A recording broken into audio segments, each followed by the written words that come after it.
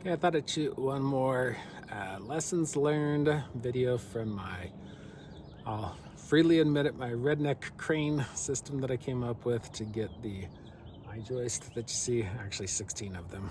There's some of them over there, but to get them up 35 feet, they're 32 feet long. I had to get them 35 feet up here onto my roof. And so I came up with this redneck crane little contraption. So I thought I'd give some lessons learned.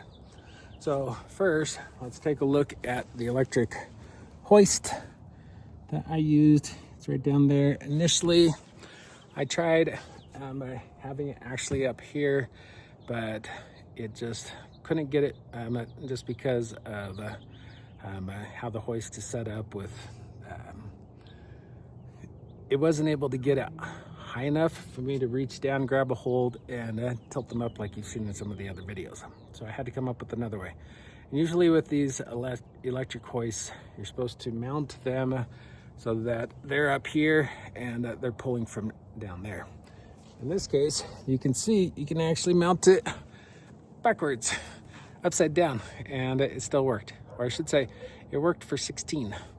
And the other thing that I had to do is I had to go and get a couple of pulleys, and then I built this kind of log cabin affair. It actually would have been easier had it been about 2 feet higher, because then I could have just pulled it up all the way. This is one of the things that you're facing is, so this part of the hoist, let's see if you can see it, gets to right there on the pulley and it stops. And I was facing the same problem when I had the actual hoist up here. So had I built this log cabin up another 2 feet, then it would have been really easy. I wouldn't have to reach down and grab a hold of the I-joist and kind of tilt them up and bend them over. I would have just been able to twist it around and pull it in. However, that's a long ways down. That's 35 feet.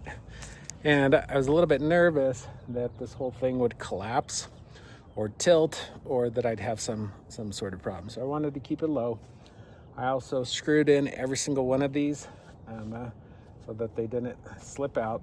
And then the weight of the hoist, well, the hoist itself is actually screwed into my ICF walls, and then the actual I-joists themselves don't weigh very much. So the two actually kind of counterbalanced each other. And then obviously you're using steel cable. So would I recommend that anybody else does it? No, because this is dangerous. Am I glad that I did? Yeah, because it worked out. And I saved about $350, $400. So right now I have time, but I don't have much extra cash. So pre-tax, that's, I mean, I would have to earn like $600 to have paid for a crane to do it. And in terms of the time that it took to actually pull these up was only about 3 hours. So be sure to like and subscribe so you can follow along on this crazy journey as I continue to build this thing, put in my roof. So yeah, so be sure to like and subscribe, and thanks for watching.